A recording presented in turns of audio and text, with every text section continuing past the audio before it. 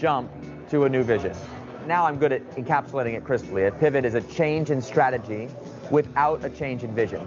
I show in my slides now a cartoon I saw, I kid you not, in the New Yorker magazine. There's a man and a woman sitting in an outdoor cafe, and the caption below says, "I'm not leaving you, I'm pivoting to another man." So the word pivot is probably my most notorious contribution to the startup vernacular. Here's the critical thing you got to understand about the pivot. It's really very simple. You get in your car, you don't boot up your GPS and say, GPS, where do I want to go? It doesn't know, it's just a robot. It helps you get where you want to go. So the vision is the destination you have in mind. But if you run into an obstacle, you don't just drive your car into the obstacle over and over again in the hopes that it will be fine. You, with the help of your GPS, find a way around. Okay, very simple. Startups that succeed all do that really well. They start out with an idea that sounds good, but turns out to be terrible. YouTube started out as a dating site, and they only after people were starting to upload all kinds of video did they make the pivot to a video site. Flickr was an online video game. One of the things you could do in the online game was upload photos. And since that's the only thing players actually did, they said, hey, man, don't we make it, we call it a zoom-in pivot, where you take one part of the product and you make the whole product, you shrink it down to just that one thing. You make the world's best photo uploading service, even though you meant to make an online game. First version of Twitter was this thing called Odeo, which is a podcasting service. When they made the pivot to Twitter, it only had a few hundred customers, so the so-called vanity metrics were so low, they actually went to their investors and said, we're so embarrassed about these results, would you like your money back? And several of Silicon Valley's best investors made what is now a billion-dollar mistake of saying, yes, thank you. If you look at PayPal, which is about like digital cyber cash on your PDA. You're like, boy, what kind of visionary is that? But they had the vision for online payments in some form. They just didn't know exactly what it was going to look like. Let's talk about Groupon, because it was one of my favorites. Groupon started out as a business called The Point, which was designed to help people do petitions. So imagine that you're like, okay, I want to do a protest at City Hall. I'm mad about something. I don't want to be the only person who shows up. So we have a petition where if 100 people sign up and say, we'll all go to the protest, it tips and we all do it. If we never get to 100, it doesn't tip. Great idea, right? Wrong. They got no traction at all. It was a disaster. Didn't work. So they're like, okay, we got to try something new. They decided to try the social commerce thing. Social commerce is about creating coupons where we all get a discount if we all buy at the same time. I think it was 2-for-1 pizza in the pizza restaurant in the lobby of their building. Okay, that was the breakthrough technology. 20 people redeemed it. Now, I don't know about you. If I had been there, I would have known. Oh, obviously, 20 free pizzas equals fastest company in history to get $1 billion in sales. But most of us, let's be honest, we would not have known. 20 free pizzas, whatever. The reason the Groupon founders understood the power of selling 20 free pizzas is that they had failed for a year to get anybody to buy anything at all. It actually made them excited enough to try the next experiment and the next and the next and the next. That's what a pivot is. It is redeeming the failure because we learned so much about what's possible. That's the name of the game. That's what this is about. Ok, como tal, aquí veamos a Rice con el concepto del pivote. Realmente, digamos que eso es parte del MVP. El MVP va a ser en ese caso probar si eso funciona o no funciona, ¿vale? Y recuerden que solo lo vemos a través de la hipótesis, ¿vale?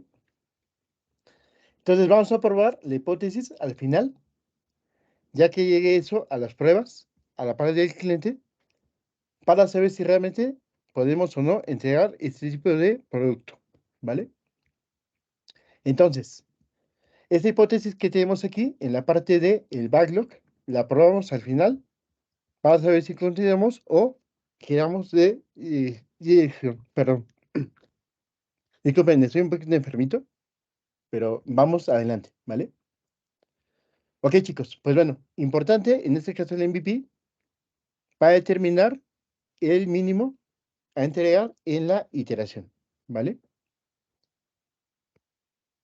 Entonces, este aprendizaje se va elaborando para continuar aprendiendo, aprendiendo, aprendiendo, hasta completar, en este caso, el producto, ¿vale? Y bueno, importante, ya vimos el dashboard. El dashboard sería, en este caso, el backlog, que en este caso sería nuestro tablero de Kanban. Colocamos la historia, las actividades, las tareas, para realizar en ese sentido este producto a través de la historia, ¿vale? Este es un tablero de tareas que se divide en 3 columnas. Tareas pendientes, en curso y listas. Se utilizan notas adhesivas o fichas para cada tarea en la que el equipo está trabajando y se colocan en las columnas que reflejen el estado actual de dicha tarea, ¿vale? Y bueno, finalmente todo eso es parte del Kanban. Recuerden que el Kanban es este tablerito visualizado para saber, en este caso, dónde va el equipo de trabajo en cuanto a cada tarea. El método Kanban es un medio para diseñar, gestionar y mejorar los sistemas de flujo para el trabajo del conocimiento. El método también permite a las organizaciones comenzar con su flujo de trabajo existente e impulsar un cambio evolutivo. Pueden hacer esto visualizando su trabajo, limitar el trabajo en progreso y dejar comenzar a terminar. Entonces es importante elaborar ese backlog para que yo pueda determinar cómo van las tareas de inicio a fin y con ello determinar qué también voy en el sprint y cuánto me falta para cumplir con el objetivo, ¿vale? El Kanban recibe su nombre del uso de mecanismos de Kanban de manufactura. Lo veíamos en la parte de Toyota. En Toyota recuerden que tenemos Kanban para la parte de los autos, ¿vale?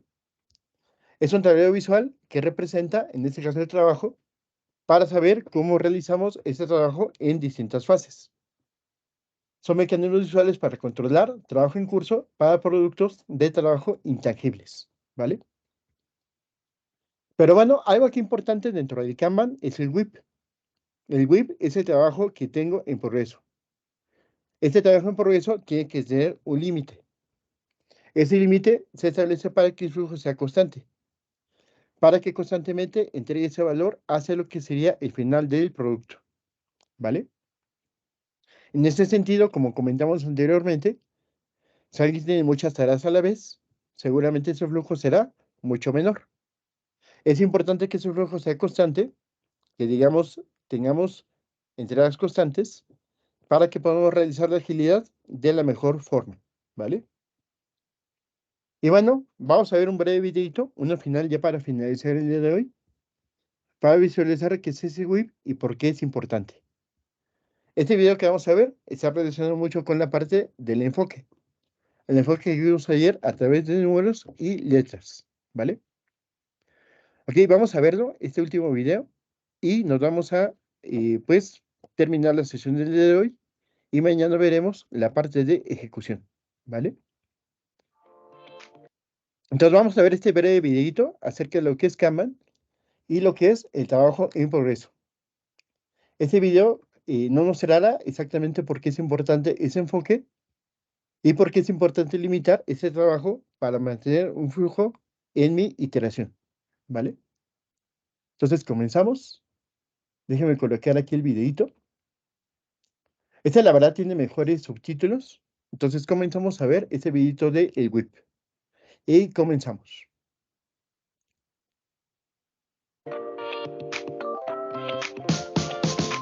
A work in progress, or WIP limit, is any mechanism designed to help your team limit the number of items you're working on concurrently. The idea is that the fewer items being worked on, the faster those selected items get done. And that's kind of the interesting part. Actually, by limiting work in progress, you're going to end up getting more work done over time. I'm Max, a product marketing manager on Jira Cloud, and WIP limits are a lifesaver for me because I always want to say yes to new projects. When I have a WIP limit, I have a great excuse to say no. Now, my goal for this video is to share how WIP limits are much more than an excuse to say no.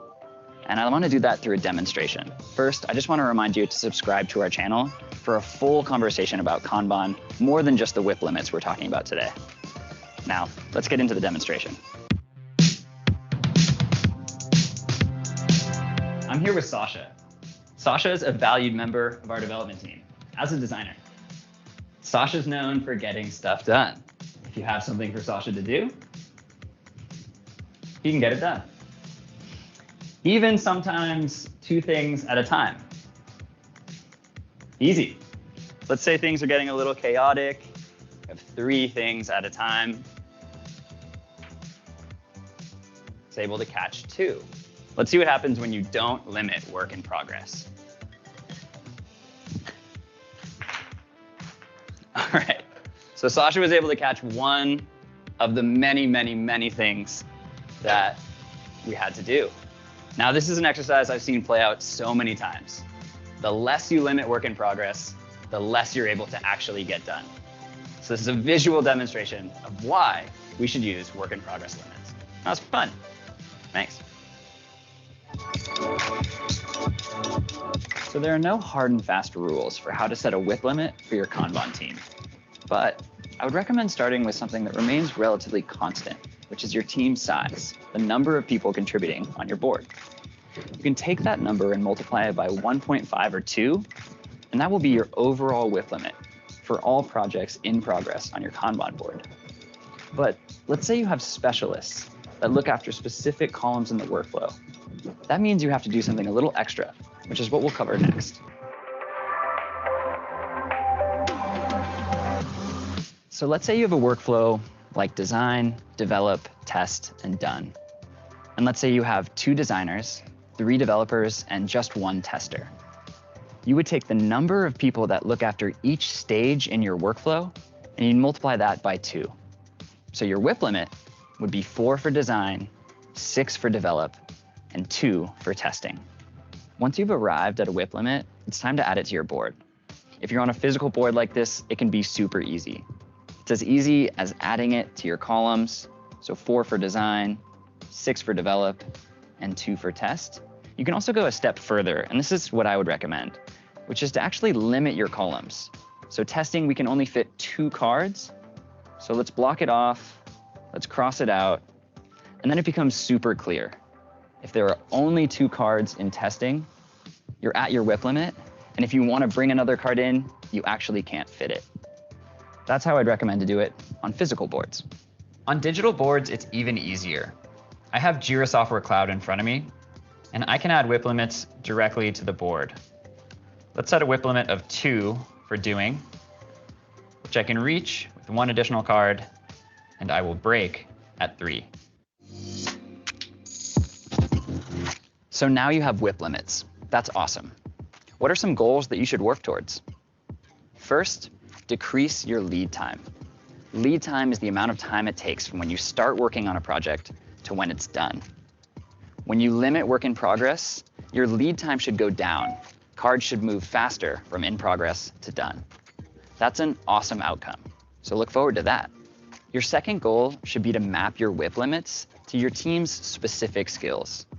We have kind of like a global WIP limit thanks to our exercise earlier, but we mentioned how there are specialists on your teams, like designers or testers. You want to really dig into those specific skills and map your team's WIP limits to match them. Another opportunity is to start teaching other team members skills like design and testing. That way, you can increase that specialist WIP limit and move work through your workflow faster. The third goal is to reduce idleness. When a team member has downtime, they can move upstream or downstream in the workflow and help out other team members. This is like one of the most awesome things you can get out of your WIP limits. These team members can jump into blocked work and move those cards forward. The last goal of setting up WIP limits should be to protect a healthy engineering culture. You might think that WIP limits mean that developers need to work fast to get work done, but it's actually the opposite. Because developers can focus on a smaller amount of tasks, they'll be able to make better products and have a healthier code base and be a healthier team overall. Bueno, como tal veíamos estos límites de trabajo en progreso, que de hecho son muy importantes, como dice Max, para tener un flujo constante de valor hacia la parte de hecho, ¿vale? Y bien importante, vimos también lo que es Jira. Jira es una herramienta para la agilidad, la más utilizada actualmente para este tipo de planificaciones, ¿vale? Les recomiendo mucho Jira, la verdad es que tiene muchas funcionalidades para la parte de lo que es agilidad, ¿vale? Pero bueno, chicos, pues terminamos con eso el día de hoy. El día de mañana continuamos con la parte de el Daily Scrum. ¿Alguna pregunta, duda, comentario hasta el momento? ¿Preguntas, comentarios? No, muchas gracias. Perfecto, chicos. Nos vemos mañana a las 6. Mañana la última sesión. Y bueno, cualquier hora recuerden que estoy ahí en el chat. Y ya subí las lecciones del día de ayer. Mañana subo la del día de hoy. Muchas gracias. Cuídense mucho. Gracias, descansa. Gracias, buenas noches. Gracias. Que Bye. descansen. Cuídense mucho. Hasta luego. Gracias. Y salimos.